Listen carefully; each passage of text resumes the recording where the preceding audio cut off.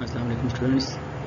Chemical bonding के topic आज हम डिस्कस करेंगे। अगर आप फर्स्ट टाइम वीडियो देख रहे हैं तो चैनल को सब्सक्राइब करें और वीडियो शेयर करें। ये लेक्चर केमिकल बॉन्डिंग के MCQs के बारे में होगा और ये MD CAD E-CAT के स्टूडेंट्स के लिए हेल्पफुल लेक्चर है। और कोई कैंडिडेट अगर PPSC लेक्चरर केमिस्ट्री प्रिपरेशन करना चाहता है तो वो भी इस चैनल को सब्सक्राइब करे। ये बड़ा हेल्पफुल लेक्चर होगा। Chemical bonding के MCQs में first MCQs, the octet rule is alpha option, tendency of atoms to have 8 pairs of electron.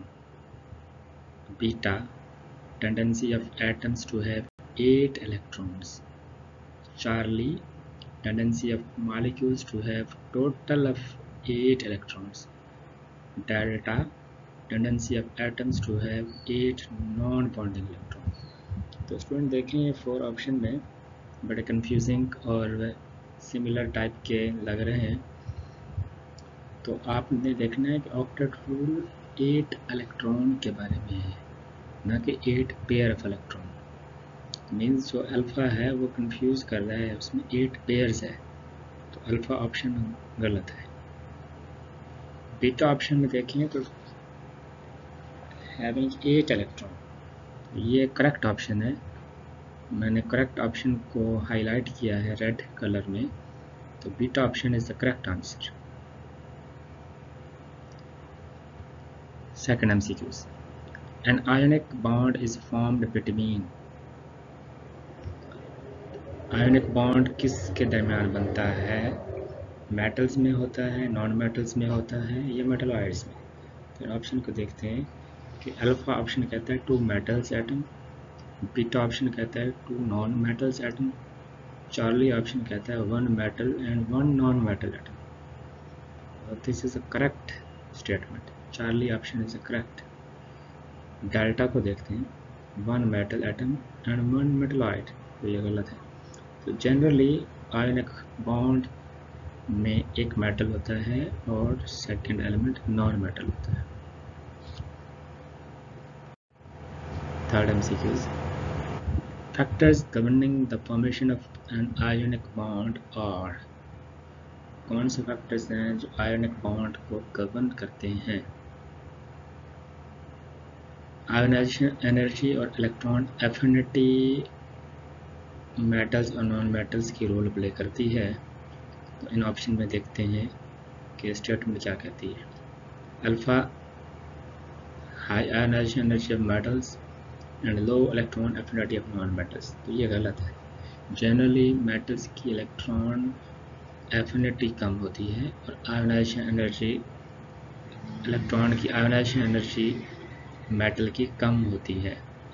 तो हम कह सकते हैं कि हाई आयोनाइजेशन एनर्जी मेटल, ये तो गलत है। मेटल की आयोनाइजेशन एनर्जी लो होती है और इलेक्ट्रॉन एफिनिटी नॉन मेटल की हाई होती है। तो इस स्टेटमेंट में लिखा है लो, तो मतलब ये स्टेटमेंट तो गलत है। Second statement, low ionisation energy metals in high electron affinity of non metal, तो ये करेक्ट स्टेटमेंट है और यही क्राइटेरिया है। किसी आयनिक कंपाउंड में उसकी आयोनाइजेशन एनर्जी मेटल की लो होनी चाहिए और नॉन मेटल की इलेक्ट्रॉन एफिनिटी हाई होनी चाहिए, ये क्राइटेरिया है। रिमेनिंग चार्ली और डेल्टा ऑप्शन में देखें तो आयोनाइजेशन एनर्जी मेटल की हाई चार्ली ऑप्शन में दी है और इलेक्ट्रॉन एफिनिटी भी हाई है, तो ये भी गलत। इसी तरह डेल्टा ऑप्शन में देखें तो आयोनाइजेशन एनर्जी और इलेक्ट्रॉन एफिनिटी दोनों लो लिखे हुए हैं, ये भी गलत है। Number 4, the most favorable conditions for the formation of an ionic compound is। अब ionic compound फेवरेबल कंडीशंस क्या होनी चाहिए? कैटाइन और एनाइन के साइज कैसे होने चाहिए? उनका चार्ज ज़्यादा होना चाहिए या कम होना चाहिए? ये स्टेटमेंट्स में दिया हुआ है। तो इसका करेक्ट स्टेटमेंट है Charlie. High charge on ion, यानी स्मॉल कैटाइन होना चाहिए और लार्ज एनाइन। जनरली हम देखते हैं कैटाइन का साइज स्मॉलर होता है देन पेरेंट एटम और एनाइन का साइज भी लार्जर होता है देन पेरेंट एटम। तो जब कैटाइन बन गए अपने रिस्पेक्टिव पेरेंट एटम से और इसी तरह एनाइन बन गए रिस्पेक्टिव पेरेंट एटम से, तो उनके साइज़ कैटाइन का साइज़ स्मॉल होता है और एनाइन का साइज़ लार्ज होता है। तो ये स्टेटमेंट करेक्ट है, Charlie option, high charge A9, small cation and large A9. Remaining जो 3 ऑप्शन है अल्फ़ा, बीटा और डेल्टा को देखें तो तीनों स्टेटमेंट गलत है। Number 5, the type of bonds present in sulfuric acid molecules are very important MCQs। इस तरह का MCQs किसी भी कॉम्पिटिटिव एग्जाम में आ सकता है कि सल्फ्यूरिक एसिड मॉलिक्यूल में टाइप ऑफ बॉन्ड कौन से होते हैं। अल्फा कहते हैं कोवेलेंट बॉन्ड होता है, बीटा ऑप्शन कहते हैं आयोनिक और कोवेलेंट दोनों होते हैं, चार्ली ऑप्शन कहता है कोऑर्डिनेट कोवेलेंट होते हैं, और डेल्टा ऑप्शन कहता है कोऑर्डिनेट कोवेलेंट एंड आयोनिक, और यही डेल्टा ऑप्शन करेक्ट है। आप देखते हैं सल्फ्यूरिक एसिड का स्ट्रक्चर ड्रा करें, सल्फर के साथ 2 ऑक्सीजन तो डबल बॉन्डेड के साथ जुड़ी हुई है, डबल बॉन्डेड कोवेलेंट बॉन्ड है। इसमें आयोनिक बॉन्ड का कॉन्सेप्ट यूँ आ जाता है कि H2SO4 में जो सल्फेट है नेगेटिव आयन और हाइड्रोजन पॉजिटिव, इसलिए आयोनिक कैरेक्टर इस हिसाब से। कोऑर्डिनेट कैरेक्टर कहाँ से आ जाता है, तो स्ट्रक्चर ड्रा करते हैं सल्फ्यूरिक एसिड का, 2 oxygen are bonded with sulphur with a double bond, remaining जो 2 ऑक्सीजन होती हैं और सिंगल बॉन्ड से जुड़ी हुई होती हैं, उस पर नेगेटिव चार्ज होता है, वो कोऑर्डिनेट कोवेलेंट बॉन्ड से 2 ऑक्सीजन जुड़ी हुई होती है। तो हम कह सकते हैं कि 3 टाइप के bond, coordinate, covalent and ionic bond, 3 type of bond are present in single sulfuric acid molecule. Delta option is the correct. Number 6, the common feature among the species O3, ozone, SO4 2 minus, sulfate ion, H3O positive ion and AlCl3 is that। अब इनमें सबसे common feature क्या है? इन सब में common feature ये है कि इन सब में कोऑर्डिनेट कोवेलेंट बॉन्ड होता है, ये सबसे कॉमन है। आप ओजोन O3 का स्ट्रक्चर ड्रा करें, O3 में भी ऑक्सीजन, ये तीनों ऑक्सीजन एटम आपस में जुड़ी हुई होती हैं, कनेक्टेड होती हैं। वो एक ऑक्सीजन डबल बॉन्ड के साथ जुड़ी होती है दूसरी ऑक्सीजन के साथ, और जो सेंट्रल ऑक्सीजन एटम है वो दूसरी ऑक्सीजन के साथ कोऑर्डिनेट कोवेलेंट बॉन्ड से जुड़ी होती है। सल्फेट आयन में अभी हम डिस्कस कर चुके हैं प्रीवियस स्लाइड में, सल्फेट आयन में भी कोऑर्डिनेट कोवेलेंट बॉन्ड होता है। H3O पॉजिटिव बनता है वाटर से, वाटर की लोन पेयर जब H पॉजिटिव आयन के साथ रिएक्ट करती है तो कोऑर्डिनेट कोवेलेंट बॉन्ड से वो H2O H पॉजिटिव से कोऑर्डिनेट कोवेलेंट बॉन्ड के जरिए जुड़ता है। और इसी तरह AlCl3 एग्जाम्पल है, एल्यूमिनियम ट्राइक्लोराइड में भी कोवेलेंट बॉन्ड होता है क्योंकि इलेक्ट्रॉन डेफिशिएंट मॉलिक्यूल है, कोऑर्डिनेट कोवेलेंट बॉन्ड की कैपेसिटी रखता है। तो Charlie option is the correct option. Number 7, among BeF2 beryllium difluoride, boron trifluoride BF3, ammonia NH3 and CCl4 the molecule with net dipole moment is. अब इस statement में कह रहा है कि 4 किस्म के मॉलिक्यूल दिए हुए हैं, इन चारों में से किसका डायपोल मोमेंट है, इसका मतलब बाकी तीनों का डायपोल मोमेंट नहीं है या 0 है। तो अल्फा स्टेटमेंट बेरिलियम डाइफ्लोराइड, इसका भी dipole moment 0, beta boron trifluoride, इसका भी डायपोल मोमेंट 0 होता है, चार्ली अमोनिया का डायपोल मोमेंट होता है, डेल्टा कार्बन टेट्राक्लोराइड का भी 0 होता है। तो Charlie option is the correct option. 8, among PeCl2 beryllium dichloride, chloroform and carbon tetrachloride and PCl5 the octet rule is not observed in।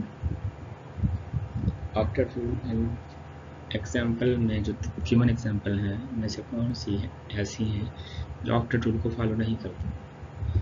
तो याद रखें कि ऑक्टेट रूल डिविएशन में अगर इलेक्ट्रॉन 8 से बढ़ जाए या कम हो जाए, दोनों कंडीशन में डेविएशन ऑक्टेट रूल से होती है। तो इन एग्जांपल में अगर हम देखें तो अल्फा ऑप्शन कहता है BeCl2 बेरिलियम डाइक्लोराइड। अगर चाहिए बेरिलियम डाइक्लोराइड में 8 इलेक्ट्रॉन पूरे नहीं होते तो ऑक्टेट रूल को फॉलो नहीं कर रहा, तो हम देखते हैं बीटा ऑप्शन क्या कहता है। PCl5 फास्फोरिक पेंटाक्लोराइड और फास्फोरिक पेंटाक्लोराइड भी अगर हम देखते हैं फास्फोरस सेंट्रल एटम के पास 10 इलेक्ट्रॉन है, 8 होने चाहिए थे, ये भी डेविएट कर रहा है। चार्ली कहता है कि बेरिलियम डाइक्लोराइड और PCl5 दोनों, और डेल्टा ऑप्शन कह रहा है कार्बन टेट्राक्लोराइड और क्लोरोफॉर्म। तो कार्बन टेट्राक्लोराइड में सेंट्रल एटम कार्बन है, कनेक्टिविटी 4 क्लोरीन से है, इसके 8 इलेक्ट्रॉन पूरे हैं, ऑक्टेट रूल को फॉलो कर रहा है। इस तरह क्लोरोफॉर्म में देखते हैं 3 क्लोरीन है और 1 हाइड्रोजन है, तो सेंट्रल एटम कार्बन 4 एटम से जुड़ा हुआ है, 3 क्लोरीन और 1 हाइड्रोजन से, उसके भी 8 इलेक्ट्रॉन पूरे हो गए। Charlie option BeCl2 and PCl5 is the correct option. Transition metals show variable valency because of alpha, the availability of vacant d orbital.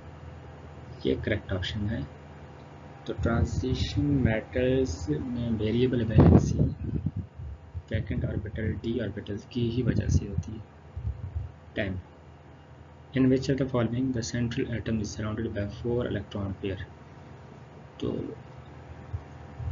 Alpha कह रहा है वाटर सेंट में देखें ऑक्सीजन सेंट्रल एटम है, तो आपको पता है ऑक्सीजन के वैलेंस शेल में कितने इलेक्ट्रॉन होते हैं, 6 होते हैं, और 2 एटम ऑक्सीजन के साथ जो जुड़ी हुई हैं वो हाइड्रोजन की हैं, 2 एटम मीन्स 2 ने तो बॉन्ड बनाया हुआ है, रिमेनिंग 4 इलेक्ट्रॉन 2 लॉन पेयर की फॉर्म में मौजूद हैं।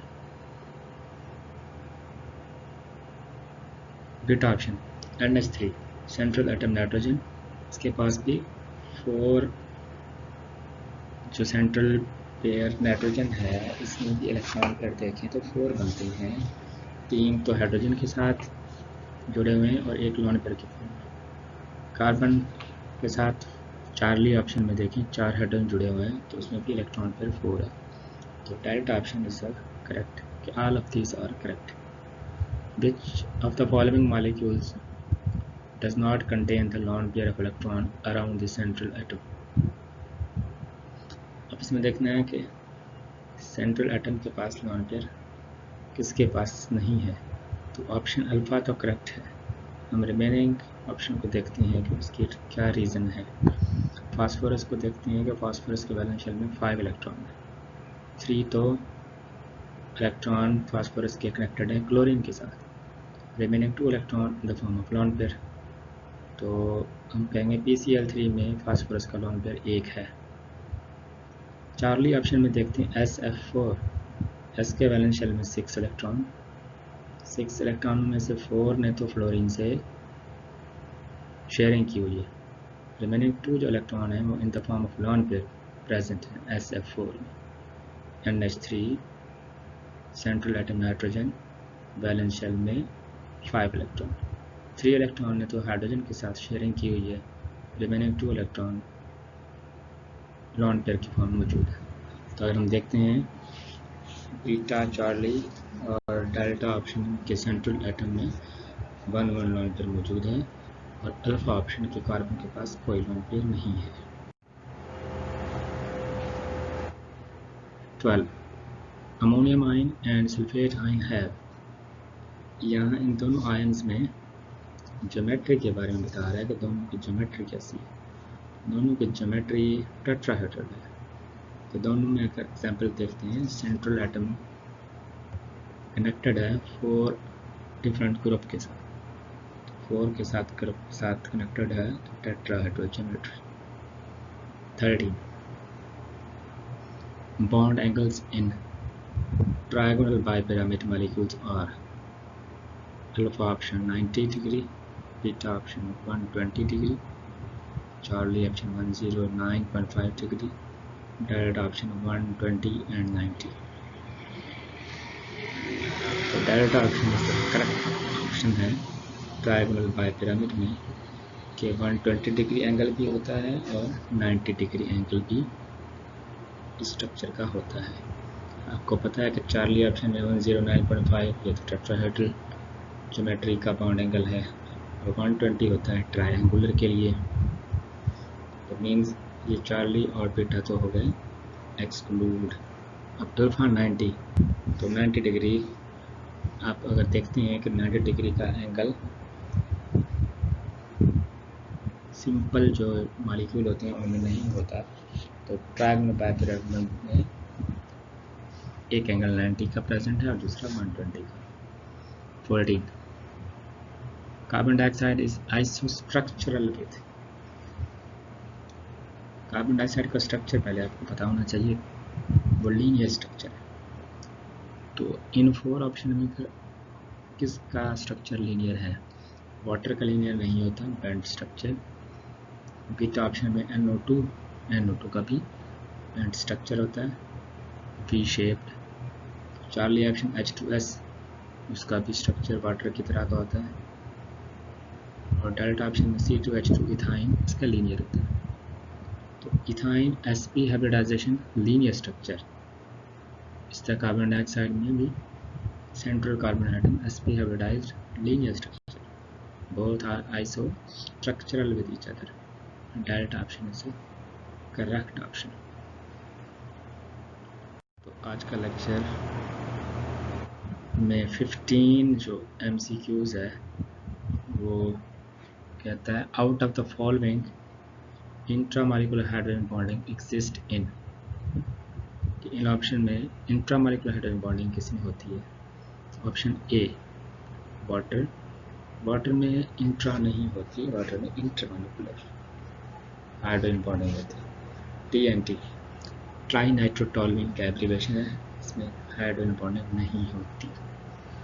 चार्ली 2 नाइट्रोफिनोल ऑर्गेनिक कंपाउंड है, एक OH ग्रुप होता है, दूसरा nitro group.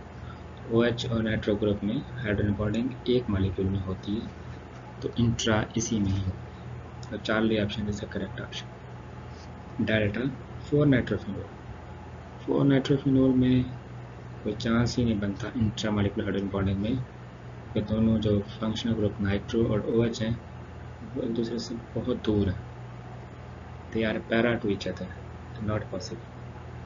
16 in a compound hydrogen bonding exists but there is no effect on physical properties like melting and boiling point। आप पढ़ते हैं कि जो इंटरमॉलिक्यूलर फोर्सेस होती हैं, इंटरमॉलिक्यूलर फोर्सेस का रोल मेल्टिंग और बॉइलिंग पॉइंट पर होता है। वो तमाम इंटरमॉलिक्यूलर फोर्सेस, चाहे वो डायपोल फोर्सेस हैं, आयन डायपोल फोर्सेस हैं, लंदन डिस्पर्शन फोर्सेस हैं, इवन हाइड्रोजन बॉन्डिंग, और हाइड्रोजन बॉन्डिंग को भी इंटरमॉलिक्यूलर फोर्सेस कहा जाता है। तो हाइड्रोजन बॉन्डिंग का इफेक्ट होता है मेल्टिंग और बॉइलिंग पॉइंट के ऊपर, फिजिकल पैरामीटर के ऊपर। फिजिकल प्रॉपर्टीज जितनी भी होती हैं वो इंटरमॉलिक्यूलर फोर्स पर डिपेंड करती हैं। तो क्वेश्चन है कि हाइड्रोजन बॉन्डिंग तो है लेकिन फिजिकल प्रॉपर्टीज जैसे मेल्टिंग और बॉइलिंग पॉइंट वो असरअंदाज नहीं होती, तो वो कौन सा कंपाउंड है?